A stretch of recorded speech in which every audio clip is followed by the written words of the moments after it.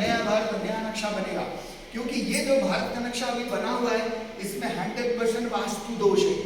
यही कारण है कि जब से ये नक्शा बना है और जब तक रहेगा भारत के ऊपर आपदाएं तकलीफें बढ़ती रहेगी, कम नहीं होने वाली।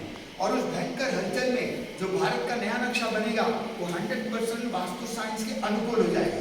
अब अगला परिवर्तन ये होगा कि जब सारी जमीन अंदर चली जाएगी, वो जमीन अंदर अंदर इस तरीके से सेटलमेंट हो जाएगी उसकी कि पृथ्वी की जो भूमध्य रेखा है उसके दोनों तरफ, उत्तरी गोलार्ध और दक्षिणी गोलार्ध दोनों तरफ बराबर जमीनों का बंटवारा हो जाएगा।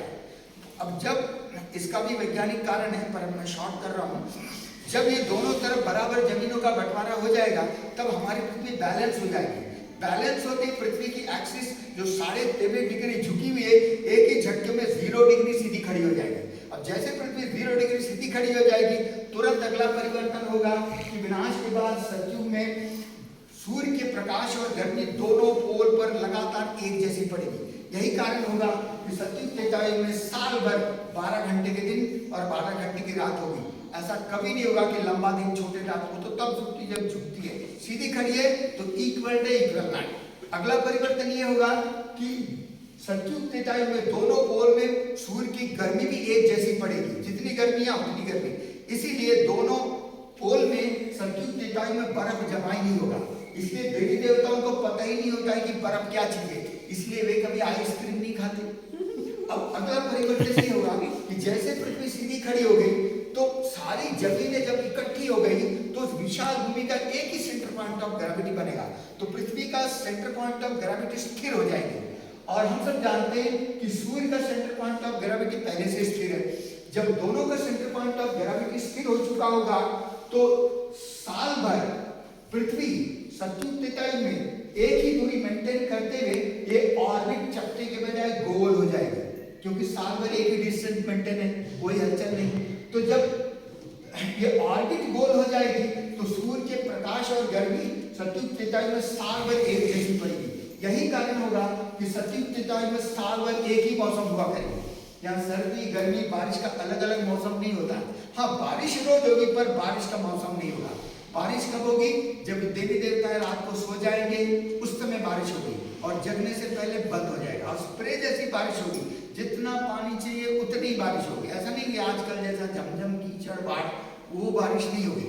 अगला परिवर्तन, अब यहाँ पर एक प्रश्न ये उठता है कि आप कल्पना करो साल भर एक ही मौसम है, तो सतयुग त्रेतायुग में जब साल भर एक ही मौसम होगा तो साल कब शुरू हुआ कब पूरा हुआ पता चलेगा? पता ही नहीं चलेगा। इसलिए सतयुग त्रेतायुग में यहाँ पर कैलेंडर नहीं होते, यहाँ पांचांग नहीं होता, यहाँ कोई तिथि तारीख लिखता ही नहीं, जरूरत ही नहीं है। सतयुग त्रेतायुग में संडे मंडे भी नहीं होता है, जनवरी फरवरी भी नहीं होती है। अब परंतु फिर भी प्रकृति एक ऐसी व्यवस्था देती है, क्योंकि प्रकृति दासी है, प्रकृति एक ऐसी व्यवस्था देती है जिससे पता चलता है साल पूरा हो गया। वो व्यवस्था क्या है? वहां पर एक विशेष प्रकार के फल और फूल हुआ करते हैं जिसको पकने में साल भर लग जाता है। जब वो फल फूल सामने आता है तब पता चलता है कि पुराना साल गया और नया आया। और इसी के आधार पर हर साल लक्ष्मी नारायण के ताजपोशी का दिन मनाया जाता है। अब अगला परिवर्तन ये होगा कि जैसे पृथ्वी सीधी खड़ी होगी तो पृथ्वी के चारों जो चांद घुमा करेगा उसकी सेटिंग ऐसी सेट हो जाएगी कि सतयुग में रोज रात्रि को पूर्णिमा होगी, एवरी नाइट फुल मून। अभी महीने में एक दिन पूर्णिमा होता है, सतयुग में रोज पूर्णिमा होगी। क्यों? सतयुग त्रेतायुग में ना तो अमावस्या होते ना ग्रहण लगते हैं। क्यों?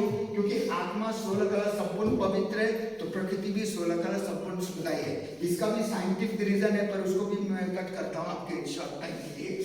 अब ये हुई सुख की दुनिया, आत्माओं से भी सुख तो प्रकृति से भी सुख। अब यही लीडिंग नॉर्थ पोल जब पॉजिटिव साइकिल का 2500 साल पूरा करके जब ये नेगेटिव साइकिल में प्रवेश करेगा तो यहाँ भी एक नेगेटिव परिवर्तन आएगा।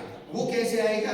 देखिए, हमने देखा कि सतयुग के शुरू में पृथ्वी की मैक्सिमम जमीन अंडर वन पीस है, तो उसी समय से पृथ्वी के भूगर्भ केंद्र बिंदु में हीट एंड गैस डेवलप होना शुरू हो जाता है।